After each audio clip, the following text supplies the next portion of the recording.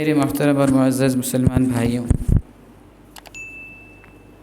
ایک جمعہ تھا کہ میں اور آپ رمضان کریم کا استقبال کر رہے تھے اور خوش ہو رہے تھے کہ اللہ جل جلالہ رمضان جیسا قیمتی مہینہ ہمیں عطا فرما رہے ہیں، جو یقیناً اللہ کی رحمت کو سمیٹ لینے کا مہینہ تھا، اللہ تعالیٰ کی طرف سے بخشش کے اعلانات کا مہینہ تھا، اللہ تعالیٰ کی طرف سے خوب ملنے کا مہینہ تھا۔ اور ایک آج کا جمعہ ہے جس جمعے ہم رمضان کریم کو الوداع کہہ رہے ہیں۔ یہ چند گھڑیاں ہیں، چند لمحات ہیں جو رمضان المبارک کے باقی رہ گئے ہیں، اور ان لمحات کے بعد رمضان کا یہ مبارک مہینہ ہمارے ہاتھ سے نکل جائے گا۔ آئندہ کی زندگی میں کس کے لیے رمضان لکھا ہے اور کس کے لیے نہیں لکھا ہے، یہ اللہ کے ہاں محفوظ ہے۔ پتہ نہیں ہمارے لیے لکھا ہے یا ہم آئندہ سال اس رمضان سے محروم ہیں۔ یہ جو چند گھڑیاں باقی رہ گئی ہیں، اور یہ رمضان کا ایک جمعہ ہم اس کا استقبال کر رہے تھے اور اب ہم اسے الوداع کہہ رہے ہیں، یہ لمحات کا گزرنا، مہینوں کا گزرنا، سالوں کا گزرنا، یہ ہمیں ایک سبق دیتا ہے، یہ ہمیں جھنجھوڑتا ہے، یہ ہمیں اس بات کی طرف توجہ دلانا چاہتا ہے کہ اے انسان، تمہارا وقت گزر رہا ہے، تمہاری مہلت جو تمہیں دی گئی ہے تمہارے ہاتھ سے نکل رہی ہے۔ یہ جو گھڑی کا ایک سیکنڈ کی سوئی آگے بڑھتی ہے، یا ایک سانس میں لیتا ہوں اور اس کے بعد اس سانس کو باہر نکالتا ہوں، یہ لمحہ لمحہ مجھے سبق دے رہا ہے کہ میں اپنے آخری گھر کے قریب سے قریب تر ہوتا جا رہا ہوں۔ ابھی تو سانسیں چل رہی ہیں، نبض دوڑ رہی ہے، پیروں پر چلتا ہوں، ہاتھ سے اٹھاتا لیتا کھاتا ہوں، لیکن ایک وقت آئے گا کہ سانس رک جائے گی، ایک وقت آئے گا کہ بجائے پیروں پر چلنے کے دوسروں کے کندھوں پر اٹھا کر لے جایا جاؤں۔ تو یہ وقت کا گزرنا جو ہمیں سبق دے رہا ہے وہ کیا ہے؟ خیر کن اے فلاں وغنیمت شمار عمر، ازاں پیشتر کے بانگ بر آیت فلاں نماند۔ یہ جو وقت گزر رہا ہے، اے فلانے اس گزرتے ہوئے پل کو قیمتی بنا لو، خیر کر کے بھلائی کر کے۔ خیر کن اے فلاں، اے فلاں یہ جو گزرتے لمحات ہیں اس میں نیکی کر لو، اس میں آخرت کا کاروبار کر لو، آخرت کی تجارت کر لو، بھلائی سمیٹ لو، بھلائی کما لو، نیکی کما لو جو وہاں کام آنی ہے۔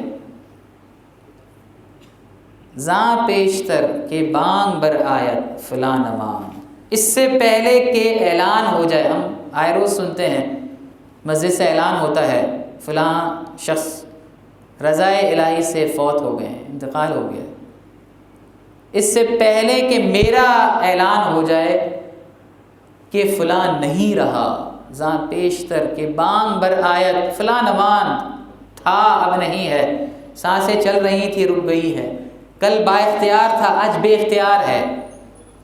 یہ وقت کا گزرنا ہمیں سبق دے رہا ہے، لمحے لمحے کا گزرنا ہمیں سبق دے رہا ہے۔ اب میں اور آپ کیسے اپنے ان لمحات کو قیمتی بنا لیں، یہ میرے اور آپ کی ذمہ داری۔ ہر شخص اپنے کیے ہوئے کاموں کا مکلف ہے، اور ہر شخص نے جو کام یہاں اللہ کے ہاں بھیجنے ہیں، بھلے ہیں یا برے ہیں، وہاں ان کا حساب کتاب دینا ہے۔ رمضان میں جو کچھ ہوا ہے، کیا میں اپنا محاسبہ خود کروں؟ ہر شخص سب سے بہترین اپنا محاسبہ ہر شخص خود کر سکتا ہے۔ کیا رمضان کے روزے ایسے گزرے ہیں کہ ان روزوں سے میں اللہ کو راضی کر پایا ہوں؟ ہر شخص اپنا محاسبہ خود کر سکتا ہے. حاسبوا قبل ان تحاسبوا. اللہ کے ہاں حساب کتاب سے پہلے میں اپنا حساب کتاب خود کر لوں، اپنی عدالت پہلے میں خود قائم کر لوں کہ میں نے رمضان کیا ایسے گزارا ہے جیسا گزارنا چاہیے تھا؟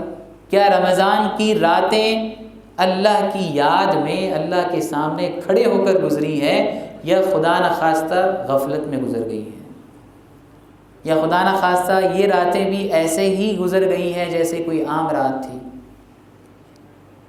کیا رات کا قیام مجھے نصیب ہوا ہے؟ اگر ہوا ہے تو اللہ تیرا شکر ہے، اور اگر ان راتوں میں قیام سے محروم ہوا ہوں تو اب اس محرومی کا کوئی ازالہ نہیں ہے. جو وقت گزر گیا وہ اب دوبارہ ہاتھ نہیں آنا ہے. اس بات کا احساس ندامت دل میں پیدا ہو کہ اگر خدا نہ خواستہ رمضان کے روزوں میں کوتاہیاں ہوئی ہیں تو دل سے اللہ کے سامنے ندامت کے آنسو بہائے جائیں. دل سے، یہ زبانی جمع خرچ نہ ہو، دل میں انسان اپنا احساس پیدا کرے کہ اللہ رمضان کے روزوں میں یہ کوتاہی ہو گئی ہے، میں جانتا ہوں مجھ سے یہ کوتاہیاں ہوئی، اللہ اب معاف فرما دے. رمضان کی راتوں میں یہ کوتاہیاں ہو گئی ہیں، اے اللہ اب معاف فرما دیجیے.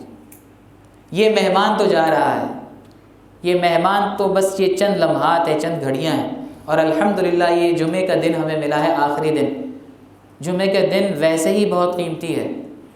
عصر کے بعد سے لے کر مغرب تک کا جو وقت ہے اس کے بارے میں علماء فرماتے ہیں کہ جو حدیث میں آتا ہے کہ ایک گھڑی ہے، جمعے کے دن ایک گھڑی ہوتی ہے جس میں اللہ تعالیٰ دعاؤں کو خاص طور پر قبول فرماتے ہیں.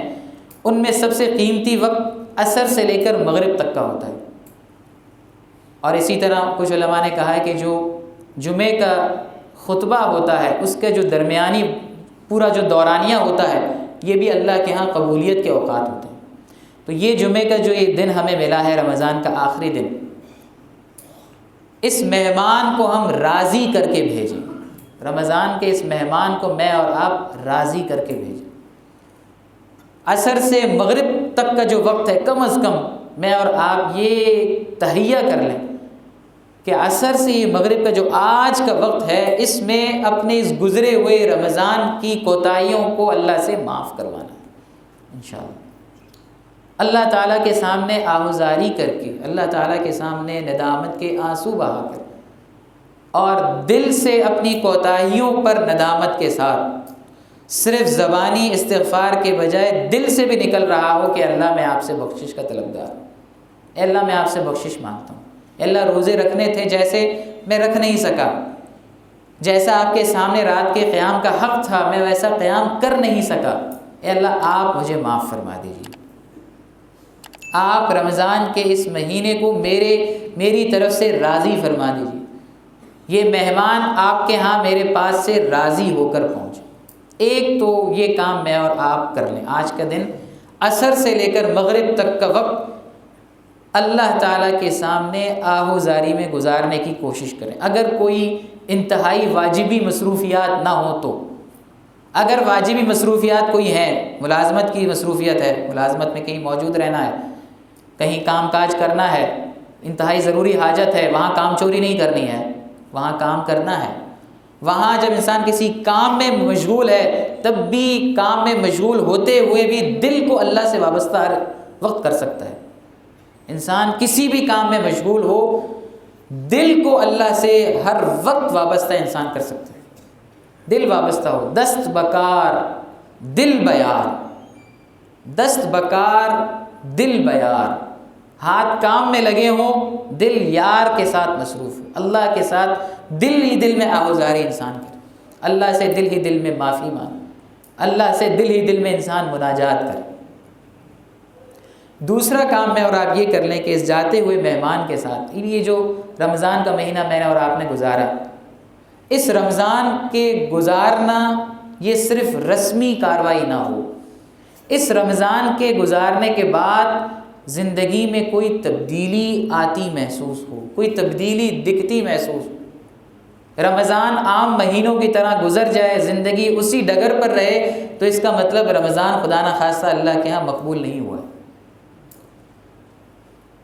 تو چند باتوں کا میں اور آپ اس رمضان کے گزرنے کے ساتھ عہد کر لیں کہ اگلی زندگی میں جو اگلا رمضان گزرنے کے بعد کے جو لمحات آ رہے ہیں، جو اگلے ماہ آئیں گے، اگلی زندگی کے لیے چند باتوں کا میں اور آپ عہد کریں، بلکہ چند باتوں کا ہم رمضان کے اس مہمان سے وعدہ کر لیں کہ ہم نے یہ کام آئندہ زندگی میں کرنے ہیں۔ سب سے پہلا وعدہ تو میں اور آپ اپنی ذات سے اور رمضان سے، رمضان کے اس مہمان کے اعزاز میں، یہ مہمان ہے نا، جا رہا ہے، اعزاز میں اس کے ساتھ ہم یہ وعدہ کر لیں کہ آئندہ کی زندگی میں میری کوئی نماز نہیں چھوٹے گی، انشاءاللہ میری نماز کوئی نہیں چھوٹے گی۔ عہد کر لیا جائے کہ نماز میں کوئی کوتاہی نہیں ہوگی۔ مؤذن جب صدا لگاتا ہے حی علی الصلاۃ، یہ مؤذن کی آواز تو وہ تو ماؤتھ پیس، ایک واسطہ ہے، اللہ کی ندا ہے، آؤ نماز کی طرف، اللہ کی ندا ہے، آؤ کامیابی کی طرف۔ اگر خدا نہ خواستہ یہ صدا کانوں میں پڑتی ہے، اس کے باوجود قدم نماز کے لیے مسجد کی طرف نہیں اٹھتے ہیں، تو خدا نہ خواستہ عملی طور پر میں اللہ کو بتا رہا ہوں کہ اللہ میں نہیں مانتا ہوں کہ اس میں کامیابی ہے، نعوذ باللہ، اللہ ہماری حفاظت فرمائے۔ تو ایک وعدہ تو میں اور آپ اپنی ذات سے یہ کر لیں کہ جیسے رمضان کے پہلے روزے کی مغرب میں مسجد کی طرف قدم دوڑتے ہوئے پہنچے تھے، زندگی بھر کے لیے اب نماز کی جیسے ہی صدا آئے گی میرے قدم مسجد کی طرف دوڑیں گے انشاءاللہ۔ مسجدیں بھریں گی، ہمارے حالات تبدیل ہوں گے، ہمارے حالات جیل بھرو تحریک سے تبدیل نہیں ہوں گے، ہمارے حالات مسجد بھرو تحریک سے تبدیل ہوں، اللہ سے تعلق سے ہمارے حالات تبدیل ہوں۔ یہ بات میرے اور آپ کے دل میں گھر کر جائے۔ ہسپتال بھرے ہوئے ہیں، گزشتہ دنوں ہسپتال میں مریض، ایک والد صاحب میرے بیمار تھے، ان کی وجہ سے آنا جانا رہا، ہسپتال بھرے ہوئے ہیں، مریض چلا رہے ہیں، مریض کے ساتھ آنے والے جو اٹینڈنٹس ہیں وہ پریشان حال ہیں، مسجدیں خالی ہیں۔ جب مسجدیں خالی ہوں گی، یقین کیجئے ہماری وہ تمام جگہیں بھری ہوں گی جہاں پر ہم پریشان رہیں۔ مسجدیں خالی ہیں، ہسپتال بھرے ہیں، مسجدیں خالی ہیں، بازار بھرے ہیں، تفریحی مقامات بھرے ہیں، مسجدیں خالی ہیں، پھر تو ایسا ہی ہوگا جیسے ہو رہا ہے۔ ایک بات کا میں اور آپ اپنے آپ سے معاہدہ کر لیں کہ نماز نہیں چھوڑنی ہے انشاءاللہ۔ اللہ تعالیٰ کے اس حق کو ہم جب ادا کریں گے، اللہ تعالیٰ کی طرف سے ضرور مہربانیاں اتریں۔ دوسرا معاہدہ ہم یہ کر لیں اپنی ذات سے، اپنی ذات کی تبدیلی کے حوالے سے، اور رمضان سے یہ وعدہ کر لیں کہ آئندہ کی زندگی میں لقمہ حرام میرے منہ میں نہیں جائے گا، لقمہ حرام میرے منہ میں، حرام خوری سے میں اللہ توبہ کرتا ہوں۔ یہ رمضان جو گزر رہا ہے، اے اللہ میں حرام خوری سے، حرام کھانے سے، کسی کا حق دبا کر کھانے سے آپ سے توبہ کرتا ہوں، آئندہ یہ کام مجھ سے نہیں ہو۔ اللہ سے بھی معاہدہ ہو، رمضان کے مہمان سے بھی معاہدہ ہو، اپنی ذات سے یہ معاہدہ ہو کہ اب حرام میرے منہ کو نہیں لگے، نہ میں خود حرام کھاؤں گا، اور نہ جن لوگوں کی ذمہ داری اللہ نے مجھے کھلانے کی رکھی ہے، نہ میں اپنے گھر والوں کو حرام کھلاؤں۔ اس میں ساری باتیں آ گئیں، سب باتیں اس میں شامل ہیں۔ جب یہ حرام کا لقمہ منہ میں جاتا ہے تو اس کے اپنے اثرات ضرور ہوتے ہیں، ضرور ہیں اس کے اثرات۔ اللہ کی طرف سے آسمان کے دروازے حرام کھانے کی وجہ سے بند ہو جاتے ہیں، حدیث میں آیا ہے ایسا شخص اگر بیت اللہ میں خوب آہوزاری کے ساتھ اللہ کے سامنے مانگے تب بھی وہاں سے صدا آتی ہے کوئی قبول نہیں۔ کیوں؟ لباس حرام ہے تمہارا، قبول نہیں ہے، تمہارا کھانا حرام ہے، قبول نہیں ہے ہمیں تمہاری دعا۔ اللہ کی طرف سے قبولیت کے دروازے بند ہو جاتے ہیں حرام خوری سے۔ میں اور آپ معاہدہ کر لیں، حرام منہ میں نہیں جانا ہے، حرام منہ میں نہیں جائے گا، حرام پیٹ میں نہیں پڑے گا۔